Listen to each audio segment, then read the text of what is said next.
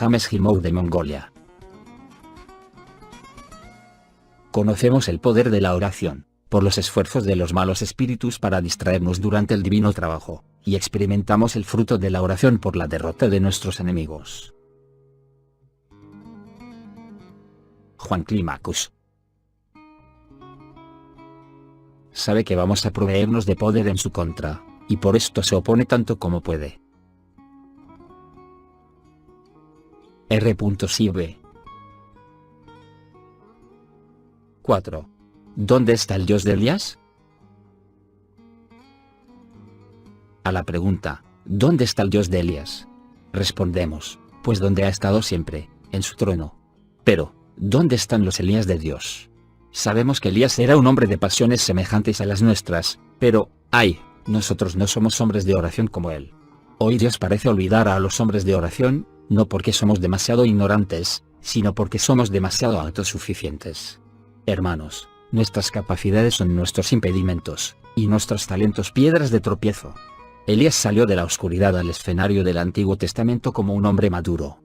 La reina Jezabel, aquella hija del infierno, había destruido a los profetas de Dios reemplazándoles por sacerdotes de divinidades falsas. Oscuridad espiritual cubría la tierra. El pueblo estaba ciego y bebía la iniquidad como agua.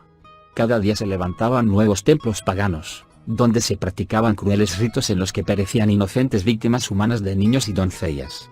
Todo esto ocurría en un pueblo que llamaban a Abraham su padre, y cuyos antepasados habían clamado a Dios en sus tribulaciones y habían sido librados de todas sus angustias. El Señor de Gloria parecía ausente y la sal había perdido su sabor. El oro se había convertido en escoria. Sin embargo, de su profunda apostasía Dios levantó a un hombre, no un comité, ni una secta, ni un ángel, sino un hombre, y un hombre de pasiones semejantes a las nuestras. Dios llamó a un hombre, no a predicar sino a estar en el portillo. Como Abraham en antiguo tiempos, así ahora Elías estuvo ante el Señor. Por esto el Espíritu Santo pudo escribir su biografía en 2 palabras, Elías oró. Nadie puede hacer nada más importante para Dios y para los hombres. Si la Iglesia tuviera hoy tantos ardientes intercesores como tiene consejeros diligentes, veríamos el despertamiento universal antes de un año. Tales hombres de oración son siempre benefactores nacionales. Elías era uno de estos. Oyó una voz, vio una visión, experimentó un poder, se enfrentó con un enemigo y, contando con Dios como aliado, obtuvo una gran victoria. Las lágrimas que derramó, las angustias que sufrió y los gemidos que profirió están escritos en el libro de las crónicas de Dios. Por fin, Elías emergió con la infalibilidad de un profeta. Conoció la mente de Dios. Por tanto, un solo hombre conquistó una nación y alteró el curso de la naturaleza. Este, deshecho de los hombres, se mantuvo firme e inconmovible como los montes de Galaad cuando cerró los cielos con su palabra. Por la llave de la fe, que se adapta a todos los cerrojos, Elías cerró los cielos. Se puso la llave en el bolsillo y Acab tembló. Aunque es maravilloso cuando Dios se apodera de un hombre, es todavía más admirable cuando un hombre se apodera de Dios. Que un hombre de Dios gima en el espíritu, y Dios clamará, dejadme hacer. Nosotros quisiéramos las proezas de Elías, pero no sus destierros. Hermanos, si hacemos la obra de Dios, a la manera de Dios, en el tiempo de Dios y con el poder de Dios, tendremos la bendición de Dios y las maldiciones del diablo. Cuando Dios abre las ventanas del cielo para bendecirnos, el diablo abre las puertas del infierno para atacarnos. La sonrisa de Dios significa el ceño del diablo. Los simples predicadores no pueden ayudar ni dañar a nadie, pero los profetas conmueven a todo el mundo y hacen desesperar a algunos. El predicador suele ir con la multitud, el profeta va en contra. Un hombre pobre, pero ardiente y lleno de Dios, será tildado de mal patriota porque habla contra los pecados de su nación, de severo, porque su lengua es espada de 2 filos, de desequilibrado, porque el peso de la opinión está en su contra. El predicador será ensalzado, el profeta abucheado. Ja, hermanos predicadores. Amamos a los santos de la antigüedad, mártires y reformadores. Veneramos a nuestros Luteros, Bunyans, Wesleys, Asburys, etc. Escribimos sus biografías, reverenciamos su memoria, redactamos respetuosos epitafios, les construimos monumentos. Lo hacernos todo menos imitarles. Veneramos como reliquia hasta la última gota de su sangre, pero nos guardamos de derramar una gota de la sangre nuestra. Juan el Bautista pudo mantenerse 6 meses en prisión, pero él y Elías no podrían permanecer 6 semanas en la calle de una ciudad moderna. Los encerrarían en un manicomio por reprender el pecado y no silenciar su mensaje. Los evangelistas de nuestros tiempos lloran el poder de los sistemas ateos, pero cierran la boca ante la amenaza de la religión nominal y apóstata. América se estremecería de costa a costa si algún predicador famoso atacara a las religiones humanamente organizadas y sus errores. Nadie siente compasión por las multitudes engañadas, en vida y en muerte, con formas nocivas de religión. Tales multitudes tienen que conmovernos, como conmovieron a Elías circunstancias parecidas. El enemigo ha venido como un río. No hay ningún guerrero de Dios, revestido con la armadura del Espíritu Santo, capaz de levantar bandera contra él. Solo un lugar mantendrá el corazón en pasión y los ojos en visión. Este lugar es la cámara secreta de oración. Elías, con un volcán en el corazón y voz de trueno, apareció en el reino de Israel para un tiempo como ese. Las dificultades para la evangelización mundial son muchas en nuestros días. Pero las dificultades dan lugar a hombres decididos. ¿Has llegado ante ríos que te parecen invadeables? ¿Te hallas ante montañas incruzables? Dios es especialista de cosas imposibles para todo otro poder. Pero el precio es alto. Dios no quiere ser nuestro asociado sino a condición de ser dueño. Elías vivió con Dios. Consideró los pecados de la nación como pecados contra Dios, se entristeció sobre tales pecados como Dios mismo, y habló contra ellos como Dios. Fue tan apasionado en sus oraciones como en su denuncia del mal. Su predicación era como fuego y los corazones de los hombres como metal fundido. Pero los pasos del hombre de bien son ordenados por el Señor. Salmo 37 2.23. El Señor dijo a Elías, escóndete, y más tarde dijo, muéstrate. Habría sido un gran error esconderse cuando tenía que reprender a reyes por el amor de Dios, y peligroso desafiarles sin orden expresa del Señor. Es un error predicar si el Espíritu nos ordena esperar en el Señor. Debemos aprender a decir como David, alma mía, espera siempre en Dios. Salmo 62 2.5. ¿Quién se atreverá a pedir a Dios cortar todos nuestros propios apoyos? Los caminos de Dios no son nuestros caminos. Sus caminos son escondidos, pero Él nos los revela por el Espíritu Santo. ¿Le ordenó Dios alojarse en Charity Sarepta en algún gran hotel? Oh, no. A este profeta de Dios, a este predicador de la justicia le fue ordenado alojarse en casa de una viuda pobre. Más tarde la oración de Elías fue un modelo de oración concisa. Escúchame, oh Señor, escúchame, para que este pueblo pueda conocer que tú eres el Señor y que tú has cambiado su corazón. Isaías 18:37. M. Bones. Tiene razón al decir que las oraciones breves en público son el resultado de largas oraciones en secreto. Elías oró, no por la destrucción de los profetas idólatras, ni que cayeran rayos sobre el rebelde pueblo de Israel, sino para que la gloria y el poder de Dios se revelaran como Dios quisiera. Nosotros tratamos de ayudar a Dios a salir de las dificultades. Recordad que Abraham lo intentó, y hasta el día de hoy el mundo sufre su error a causa de Ismael. En cambio, Elías trató de poner las cosas más y más difíciles para Dios. Pidió fuego e hizo empapar el altar de agua. Dios quiere vernos atrevidos en nuestras oraciones. Pídeme y te daré las gentes por heredad, y por posesión tuya los términos de la tierra. Salmo 2.8. Signo de exclamación abierta, oh hermanos ministros. La mayoría de nuestras oraciones son advertencias y consejos a Dios. Nuestra oración está teñida de egoísmos, ya sea para nosotros mismos, para nuestra denominación o para nuestro grupo. Perezca tal pensamiento. Nuestro objetivo debe ser Dios solo. Es su honor el que está puesto en juego. Su bendito Hijo el que es despreciado e ignorado. Sus leyes, quebrantadas. Su nombre, profanado, su libro, olvidado, y su casa, convertida en un círculo de actividades recreativas. Dios necesita mucha paciencia para con las oraciones de su pueblo. Le decimos lo que tiene que hacer y cómo. Hacemos juicios y formulamos apreciaciones cuando oramos. En una palabra, lo hacernos todo menos orar. Sin embargo, en ninguna escuela dominical puede aprenderse este arte. ¿Qué escuela bíblica tiene la oración como una de sus asignaturas? La ciencia más importante que uno puede estudiar es la oración según la Biblia. Pero, ¿dónde se enseña semejante ciencia? Liándonos la manta a la cabeza nos atreveremos a decir que muchos de nuestros presidentes y maestros no oran ni derraman lágrimas ante Dios. ¿Cómo pueden enseñar lo que no saben? La persona que pudiera inducir a muchos creyentes a orar levantaría el más grande despertamiento que el mundo haya conocido. La falta no está en Dios. Él es poderoso para hacer conforme al poder que obra en nosotros. El problema para Dios hoy día no es el ateísmo, ni la religión falsa, ni el liberalismo o modernismo.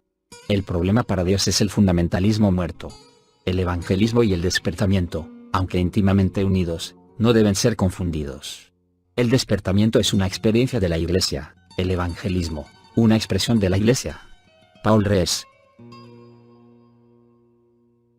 Dios nunca ha tenido el propósito de que su Iglesia sea un refrigerador para conservar la piedad, sino una incubadora de nuevos convertidos. E. Lincicome. ¿Soy yo, Señor? Los apóstoles. ¿Has llegado ante ríos invadeables? ¿Te hallas quizá ante montañas incruzables? Dios es especialista de cosas imposibles y se complace en hacer lo imposible a todo otro poder.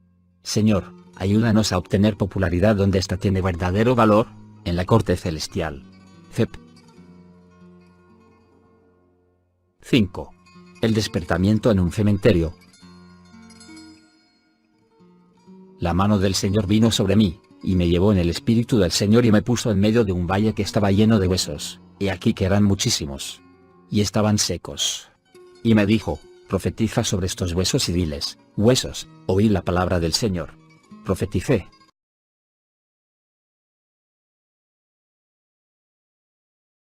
Un ejército grande en extremo. Ezequiel 37. ¿Ofrece la historia antigua o moderna una descripción más ridícula que esta? Aquí hay huesos descarnados. ¿Quién ha tenido jamás semejante auditorio?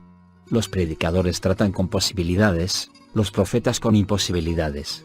Isaías había visto a su nación llena de llagas putrefactas, de maldad.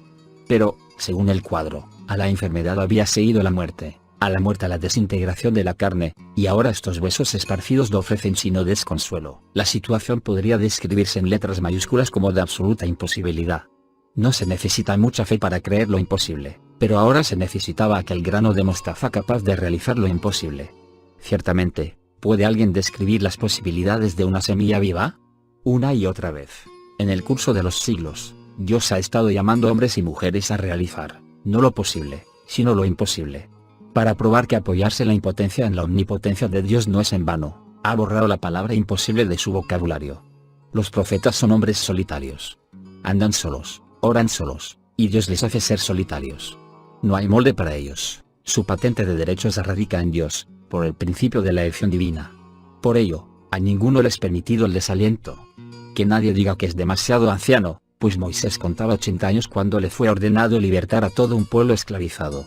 Después que Jorge Murier hubo cumplido los 70 efectuó varios viajes de testimonio alrededor del mundo, con los difíciles medios de viajar de su tiempo y sin la ayuda de la radio predicó a millones de personas. Ezequiel no nombró un comité influyente ni empleó la publicidad. Era caso de vida o muerte, así lo es el evangelismo hoy día. Pero que tengan cuidado los predicadores en usar esta expresión ya demasiado vieja y gastada de la jerga teológico-misionera, no sea que sus oyentes se limiten a decir, es un tío listo, sabe hacer propaganda, y le dejen sin ayuda material ni espiritual. Aquel montón de huesos secos se pidió a Ezequiel que predicara un mensaje de vida, y así ocurrió. ¿Había ahí maldición? Había muerte. ¿Quién podría traer vida? No hubo ahí una magnífica declaración de doctrina. Amados lectores, el mundo no espera una nueva definición del Evangelio, sino una nueva demostración del poder del Evangelio. En estos días de aguda crisis política, de desorden moral y de desaliento espiritual, ¿dónde están los hombres hábiles, no en doctrina, sino en fe?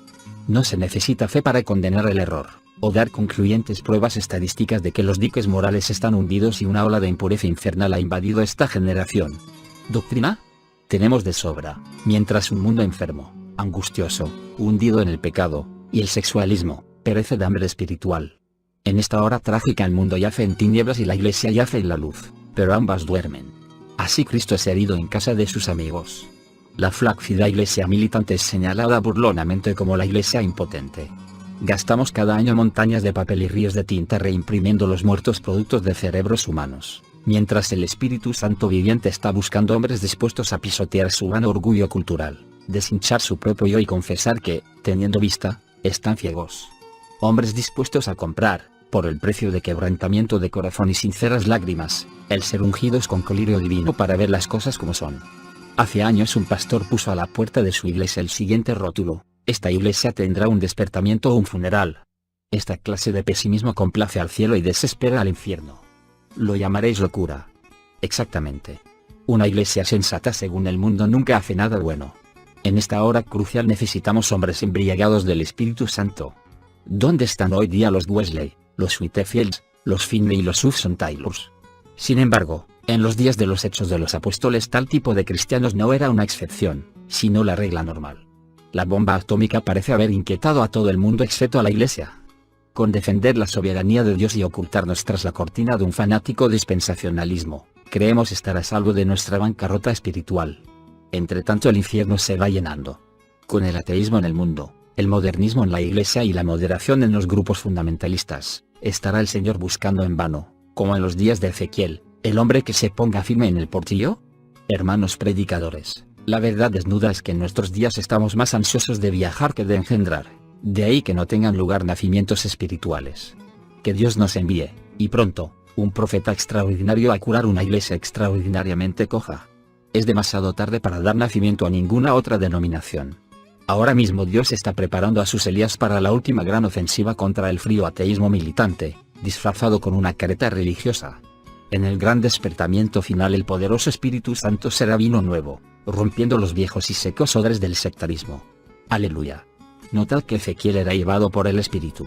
Como hombre hubiera temblado a la vista del macabro espectáculo, pero guiado por la fe de Ezequiel se hallaba el destino de millares, si no millones de seres. Observa que decimos guiado por la fe, no por la oración. Muchos oran, pero tienen poca fe. ¿Qué escalofríos podían haber sacudido su espíritu ante semejante vista? El cielo y el infierno eran únicos espectadores en la soledad del desierto. Seguramente si Ezequiel hubiese vivido en nuestros días habría sacado fotografías de prensa del macabro espectáculo. Además, amigo de estadísticas, habría contado los huesos. Cuando hubiese corrido la noticia del hallazgo habría llamado a otros a presenciar el espectáculo de sus operaciones proféticas, no fuese que los hombres hubiesen dejado de darle el rango que le correspondía entre los evangelistas nacionales. Nada de esto hizo Ezequiel. Escuchad, entonces profeticé como me había sido ordenado, dice. Aquí está el quid del asunto, se hizo un necio por amor a Dios. Vosotros huesos secos, oíd la palabra del Señor Jehová. ¿No es una locura? Cierto, y de las de primer orden. Dice a los huesos oíd, ¿es que por ventura tienen oídos los huesos secos? Pero Ezequiel hizo exactamente lo que le había sido mandado. Nosotros, para salvar nuestro buen crédito, modificamos las órdenes de Dios y así perdemos nuestro crédito. Pero Ezequiel obedeció y Dios obró. Hubo un gran ruido. Bueno, esto es lo que nos gusta a nosotros. Pero Ezequiel no confundió conmoción por creación, ni acción por unción, ni agitación por despertamiento. Con solamente un soplo de sus omnipotentes labios podía Dios haber levantado este montón de huesos secos a la vida, pero no fue así. Hubo muchas operaciones. Primero, huesos, juntaos uno con otro, y andarán un montón. Tal fenómeno nos habría puesto a nosotros fuera de quicio. Pero no fue así con Ezequiel. ¿De qué servían aquellos esqueletos? ¿Podían pelear las batallas del Señor o traer honor a su nombre? Con demasiada frecuencia hoy día muchos cuentan el número de esqueletos que se levantan al llamamiento de algún famoso evangelista, conmovidos, seguramente, pero no nacidos de nuevo. A sus pocas lágrimas respondemos apresuradamente, cree estas promesas del Señor, les decimos. Pero todavía no tienen vida. A veces ni siquiera volvemos a verlos, pero a veces prosiguen instruyéndose en las cosas espirituales. En el mejor de los casos, podríamos decir, como en el ejemplo de Ezequiel, que los huesos se cubren de carne, y entonces el valle se cubre, ya no de huesos, sino de cadáveres. ¿Sirven para algo en el reino de Dios? De ningún modo. Tienen ojos pero no pueden ver, tienen manos pero no pueden luchar, pies pero no pueden andar. Así son nuestros inquiridores, hasta que ocurre lo último. Entonces volví a profetizar otra vez, dice Ezequiel, venció la duda. En vez de quedar desanimado, primero por los esqueletos y después por los cadáveres, sintió que Dios estaba con él y podía llevar la obra hasta el final. Solo con Dios obtuvo la victoria. Profetizó como le había sido mandado, y vino espíritu sobre ellos y vivieron. Pero, ¿quién puede decir hoy día de los cadáveres espirituales? Profeticé como me había sido mandado, y vivieron. Podemos, hermanos, conseguir multitudes. Nuestra inteligente propaganda, nuestra radio, nuestros artistas, nuestra música, pueden alcanzar multitudes y producir ruido y movimiento, pero, ¿qué ganamos con todo ello? Porque, hermanos, lo cierto es que ni siquiera sabemos, muchas veces, si Dios nos ha llamado o no para entrar en el ministerio. ¿Tenemos dolor en el corazón por los hombres que perecen? El peso de pensar que un promedio de 85 personas mueren sin Cristo en el mundo a cada minuto que pasa, ¿no es un motivo para sentirnos apesadumbrados? No debemos, en este mismo momento, levantar los ojos a Dios, pues Él está mirándonos a ver si lo hacemos, y decirle, ¿ay de mí si no anunciar el Evangelio? ¿Podemos ahora mismo decir, el Espíritu del Señor es sobre mí, ungiéndome para predicar? ¿Contamos con el infierno? ¿Podrían decir los demonios de nosotros lo que dijeron de ciertas personas que pretendían actuar en nombre de Cristo? A Jesús conozco, y a los pastores que tú citas, XX, también, pero tú mismo, ¿quién eres? Las más probables predicciones políticas del porvenir del mundo no son para alentar a nadie. ¿Y qué diremos de las religiosas? El ciudadano espectador está confuso viendo a los testigos de Jehová repartiendo su veneno de puerta en puerta, a los cientistas cristianos, que no son ni cientistas ni cristianos, proclamando sus errores, a los sectarios adventistas no dejando piedra por remover, y a la fracasada iglesia nominal manteniendo aunque ella tiene derecho a juntar bajo su regla a todos los que conocen a Cristo, pues ella sola tiene la promesa de las llaves del reino de los cielos. Por eso, el ciudadano del mundo que conoce el Evangelio de oídas, pero no ha visto ni sentido el poder del Evangelio como una visita divina al alma humana, tiene todo el derecho a preguntar, ¿dónde está nuestro Dios? ¿Qué le contestaremos? Una de las cosas más penosas es constatar la ineficacia de la verdad más pura y ortodoxa. Casi todos sabemos de memoria qué dirá cada predicador fundamentalista. Pero no vemos que su mensaje de la palabra de Dios sea vivo y eficaz y más penetrante que una espada de doble filo. Todos los ministros de las mejores iglesias se lamentan de la poca efectividad del evangelismo en el mundo moderno. Evangelismo de pompas de jabón parecen ser las más brillantes campañas, relucen por una temporada, pero después, ¿qué? Tenemos, quizás, un atisbo de despertamiento acá en alguna iglesia, pero no logramos interesar ni despertar a los millones sin Dios. Conseguimos llenar algún estadio juntando autobuses repletos, por lo general, de miembros o asistentes ya a iglesias, pero necesitamos un general robot para atraer a los lejanos, a los que están sin Dios y sin esperanza en el mundo. Los antiguos santos solían cantar, ven, alma que lloras, ven al Salvador. Dile, sí, tu duelo, ven tal como estás, que en él hay consuelo, y no llores más. Pero, ¿quién llora hoy día sus pecados? ¿Quién va a Dios quebrantado de corazón? Sin embargo, la verdad es que Dios solo puede usar cosas quebrantadas. Por ejemplo, Jesús tomó el pan y lo rompió. Solo entonces pudo alimentar a la multitud.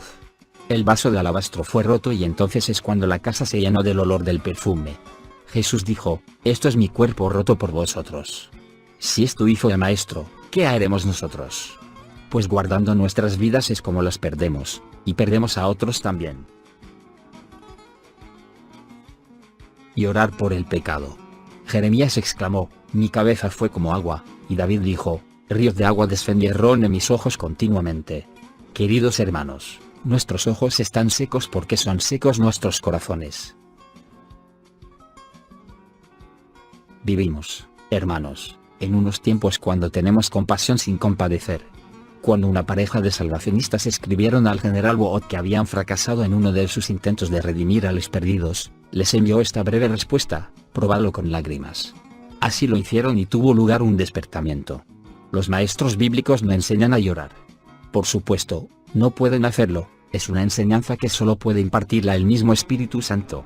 Un predicador repleto de doctorados no irá lejos, a menos que experimente amargura por los pecados de nuestro siglo. Un clamor repetido de Livingstone era, Señor, ¿cuándo serán curadas las llagas de este mundo? Pero nosotros, ¿nos sentimos apesadumbrados al orar? Empapamos nuestros almohadones de lágrimas como lo hacía Juan Welch. El erudito Andrew Bonar estaba en su cama un sábado por la noche, cuando oyó a altas horas de la madrugada el ruido de la gente que venía de una taberna cercana. Movido por un sentimiento irresistible de compasión empezó a gritar con toda la fuerza de sus pulmones, oh, esta gente se pierde, se pierde. Ay, hermanos, nosotros no hemos aprendido así de Cristo. Muchos de nosotros no tenemos sino un ligerísimo sentimiento de simpatía, sin lágrimas, sin pasión alguna, por las almas que nos rodean. En tercer lugar, no sentimos el pecado como pecado, los necios se burlan del pecado, dice el libro de Dios. Fijaos que llama necios, o locos, a los que menosprecian esta gran realidad. Los grandes pensadores de la Iglesia cristiana han designado 7 formas de pecar a las que llaman pecados mortales, dejando a otros como pecados veniales. Pero es un gran error, pues todo pecado es mortal. Pero estos 7 pecados son las raíces de millares de pecados. Las 7 cabezas del monstruo que está devorando nuestra generación a toda prisa. Estamos ante una juventud seducida por el placer, que no se preocupa de Dios. engreída con un pseudo-intelectualismo y adornada con una amplitud de criterio que significa indiferencia a todo lo espiritual, acepta fácilmente las normas degradadas de una nueva moral. Sería divertido si no fuera trágico que una cierta estrella de cine, conocida por la poca ropa que viste, rehusó ver la primera de sus propias fotografías de striptease. Esta es la clase de artistas que nuestra juventud aplaude, de ahí que se produzcan en abundancia. El ansia de romper los moldes de moralidad de siglos pasados nos recuerda el caso de la mitología griega cuando Eurité ordenó a Hércules la tarea de limpiar los inmensos establos de Aurigas, rey de los Pintos, que no lo habían sido por años, arrojando sobre ellos el curso de los ríos Afeo y Peneo. Así que, cristianos, de rodillas, desistid del loco intento de mejorar la sociedad rociando la iniquidad individual e internacional con agua de rosas. Arrojad sobre su podredumbre los poderosos ríos de lágrimas y oración y de predicación ungida con el poder del Espíritu Santo, hasta que todo sea limpio. Como dice la estrofa, hay pecado en el campo, hay traición. ¿Será en ti, será en mí? Hay motivo en nuestras filas para la derrota. ¿Está en mí, Señor? Pecado de egoísmo o de vanidad impiden la bendición en jóvenes y viejos, algo que detiene la bendición de Dios. ¿Está, Señor, en mí? ¿Está en mí, en mí? ¿Está, Señor, en mí? La suprema necesidad hoy día es poder de lo alto. Finney. Si Cristo esperó ser ungido del Espíritu Santo antes de salir a predicar, ningún joven debería atreverse a subir a un púlpito antes de haber sido ungido por el Espíritu Santo. Eve Meyer, abstente de discutir acerca de la palabra de Dios. Obedécela. Oswald Chambers. No puedo obrar mi salvación, pues mi Señor lo hizo por mí, mas cual esclavo trabajaré y por amor te serviré, querido Hijo de Dios. Autor desconocido. Ante el hecho de la cruz, decidme, ¿no es un escándalo que tú y yo vivamos como vivimos? Alan Repat.